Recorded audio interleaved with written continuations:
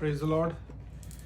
प्रभु यीशु मसीह के नाम में आप सबका स्वागत है। और आज हम बात करने वाले हैं एक ऐसे विषय के ऊपर जो मैंने देखा है कि कई बार जो लोग कुछ चीज़ों में बहुत जकड़े रहते हैं या उनसे निकल नहीं पाते, या सालों साल उनका स्ट्रगल या कह लीजिए कि उनका जो संघर्ष है वो चलता जा रहा है, और उससे निजात पाने के लिए वो बहुत सारी जगहों पर इधर उधर भटकते हैं। और मैं एक क्रिश्चियन व्यक्ति की बात कर रहा हूँ, मैं एक मसीह व्यक्ति की बात कर रहा हूँ, जो परमेश्वर को जानते तो हैं लेकिन कुछ चीज़ों में वो कभी निकल नहीं पाते, या उनका जो किसी चीज़ में है जो संघर्ष है वो कभी कह लीजिए कि ख़त्म होने का नाम नहीं लेता।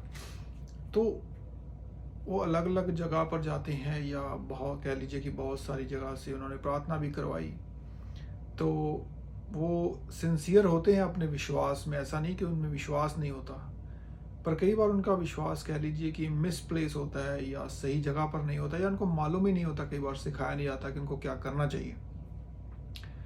तो होता क्या है, वो सिर्फ दूसरों की प्रार्थनाओं के ऊपर ही डिपेंड रह जाते हैं, और कभी भी इस बात को समझ नहीं पाते कि परमेश्वर ने उनको हल दिया है उस चीज़ में से निकलने का।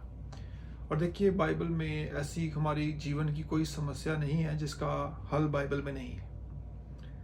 पर प्रॉब्लम क्या है, हमें कई बार मालूम ही नहीं होता कि उस समस्या का जो हल है उसको करना किस तरह है। देखिए, अगर कोई मेरे पास कोई मशीनरी हो या कोई टेक्निकल चीज़ हो, यदि मुझे उसको ऑपरेट करना नहीं आता, चलाना नहीं आता, तो वो मेरे किसी काम की नहीं है। इसी प्रकार बाइबल में हमारी समस्याओं का हल होता है, लेकिन यदि हमें मालूम ही नहीं कि उसको किस प्रकार अप्रोच करना है, किस प्रकार उसको ढूंढना है और कैसे उसको लागू करना है, इस्तेमाल करना है, तो हमारे लिए उन चीज़ों का कोई फ़ायदा नहीं। फिर कई बार हम सिर्फ़ और सिर्फ दूसरों की प्रार्थनाओं के ऊपर ही डिपेंड रहते हैं, उनके ऊपर ही निर्भर रहते हैं। लेकिन परमेश्वर ने हमें एक रास्ता दिया है, परमेश्वर ने हमें एक मार्ग दिखाया है जिसके द्वारा हम उन चीज़ों को अपने जीवन में लागू कर सकते हैं। तो आइए हम वचन में से देखेंगे कि कैसे परमेश्वर का जो वचन है वो सब चीज़ों की एक इलाज है, औषधि है। और बाइबल में लिखा है वैसे कि परमेश्वर का वचन ही औषधि है। एक्चुअली वो हमारे शरीर को भला चंगा करता है। हम पढ़ेंगे, यदि आप नोट्स बना रहे हैं तो आप लिख सकते हैं। हम वचन पढ़ेंगे, नीति वचन उसका चौथा अध्याय, नीति वचन उसका चौथा अध्याय और उसकी 20 से 22 आयत। नीति वचन चौथा अध्याय उसकी 20 आयत इस प्रकार कहती है कि हे मेरे पुत्र, मेरे वचन ध्यान धर के सुन और अपना कान मेरी बातों पर लगा। इनको अपनी आंखों की ओट ना होने दे, वरन अपने मन में धारण कर, क्योंकि जिनको वे प्राप्त होती हैं वे उनके जीवित रहने का और उनके सारे शरीर के चंगे रहने का कारण होती हैं। सो परमेश्वर ने अपने वचन में साफ साफ कहा है कि जो परमेश्वर का वचन है वो हमारे जीवित रहने का और हमारे सारे शरीर के चंगे रहने का कारण है। तो आप कहेंगे कि भाई अगर ऐसा है तो मेरे जीवन में ये चीज़ें मुझे नज़र क्यों नहीं आती। अगर आपको देखना है तो एक आयत ऊपर जाइए, 20 आयत, 2 आयतें ऊपर जाइए, वहाँ लिखा है कि हे मेरे पुत्र, मेरे वचन को ध्यान धर के सुन और अपना कान मेरी बातों की ओर लगा। 21 आयत में लिखा है, इनको अपनी आंखों से ओझल मत होने देना, और वरन अपने मन में, अपने हृदय में इनको धारण कर। होता क्या है कि हम जब 22 आयत पढ़ते हैं, हम देखते हैं कि परमेश्वर, आपने वायदा किया कि आप मेरे जीवित रहने का और मेरे शरीर के चंगे रहने का कारण है। वो तो हम पकड़ लेते हैं, लेकिन परमेश्वर का वचन ये भी कहता है कि हमें उसके वचन को ध्यान से सुनना है, हमें उसके वचन को ध्यान धर के सुनना है, हमें उसके वचन को पढ़ना है, उस पर मनन करना है। यहीं पे है जब कई बार हम चूक जाते हैं और इस बात को समझने में समझ नहीं पाते कि क्यों हमारे जीवन में परमेश्वर का जो वचन है वो कार्य नहीं कर रहा है। तो इसी प्रकार जब हम चीज़ों का हल नहीं निकाल पाते, या हमें चीज़ों का हल नहीं मिलता, तब हमें लगता है कि शायद परमेश्वर का वचन नहीं काम कर रहा।